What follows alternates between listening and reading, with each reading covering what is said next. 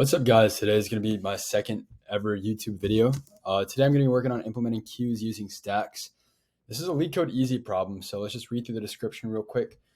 So basically all we want to do is that we know what a queue is, right? It's a first in, first out data structure. Basically, as like it's verbatim, the first element that you add in is going to be the first element that you take out, all right? So all we're given, so the interesting part of the question is that the resources that we're confined to are two stacks. So we can only use two stacks to implement this queue. So, and it's the our data structure is supposed to fulfill the conventional, functions that a queue comes with in any Java like queue library, something like that. We have to have push, pop, peek, empty, and yeah. So basically, how do you go about implementing this, right? So if you want to take a minute to think about it before I tell you, but the premise of the solution is basically that two negatives add up to a positive, right? So we can think about it like this. Basically, think about here. I'll put some comments in. So essentially, a stack is a last in, first out data structure. So if we have two last in, first in data structures and we keep iteratively popping through each one of them, we have effectively simulated a first in, first out data structure. And I'll show you what I mean by that. Take, for example, that we want to add the elements 1, 3, and 5 into two stacks, right? So our first stack, we're going to keep adding, it's going to be your push function, right? We're going to add 1, 3, and 5.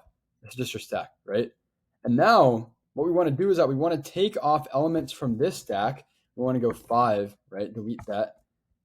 3, delete that, because this is last in, first out. Then we're going to go 1, like that. So this is our new stack. So our first stack is empty. The stack 1 is empty. And stack 2 is full. Now, so we want to simulate the queue, right? Now we're going to pop this again one more time. We're going to pop stack number 2. We're going to go 1, 3, and 5. So basically what we did is that we just reconstructed a queue. And what we can do is that we know that when we're working backwards, if we had a queue, theoretically wanted to pop from a queue, we'd be popping it as 1. We're going to first pop 1, so we're going to get 3, 5.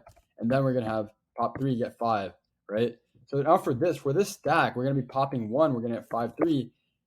Then we're going to pop 3, we get 5, and we're going to pop 5. So basically, two last in, first outs makes a first in, first out is the whole goal of this question. So once you have that pattern in mind, this question becomes a lot easier to implement, right?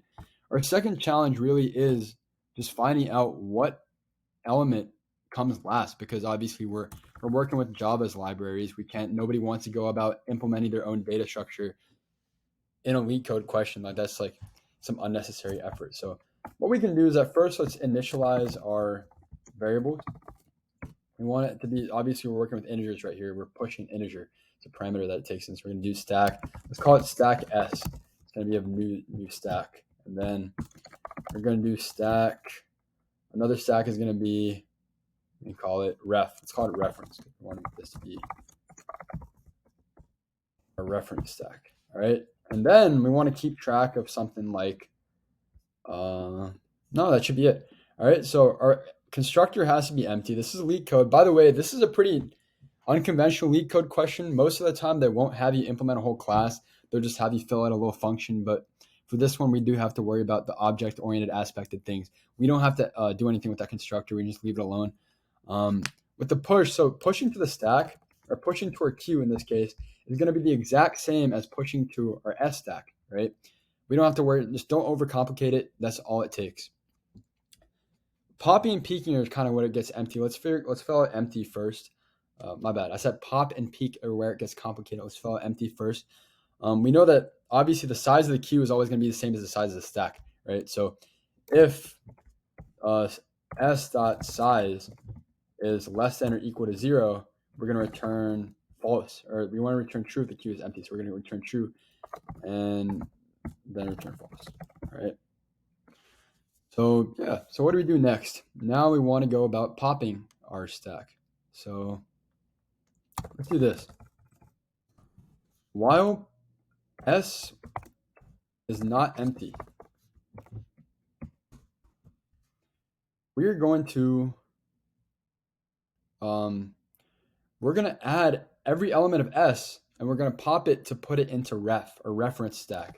So we're going to do this ref.push s.pop like that, right?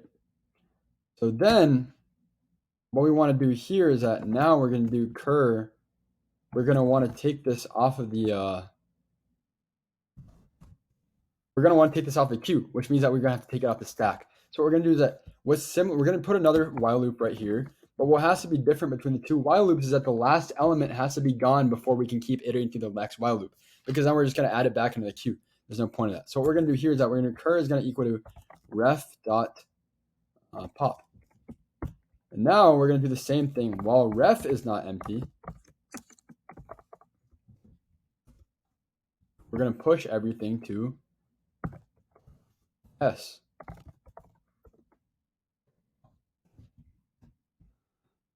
And we're just going to want to return cur, right?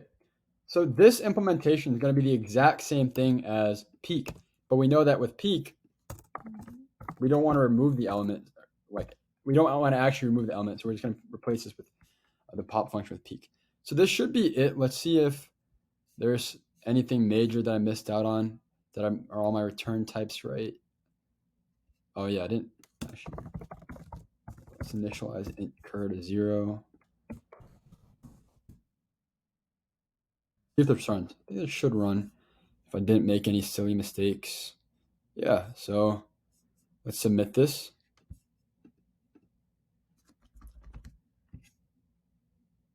And there's your answer. So yeah, that was a pretty simple question. It was a little bit of an unconventional Leetcode question. We're definitely not going to run into a whole lot more questions where you're going to have to implement a whole class, but I hope you guys took something away from this video, and stay posted for some more. Thank you.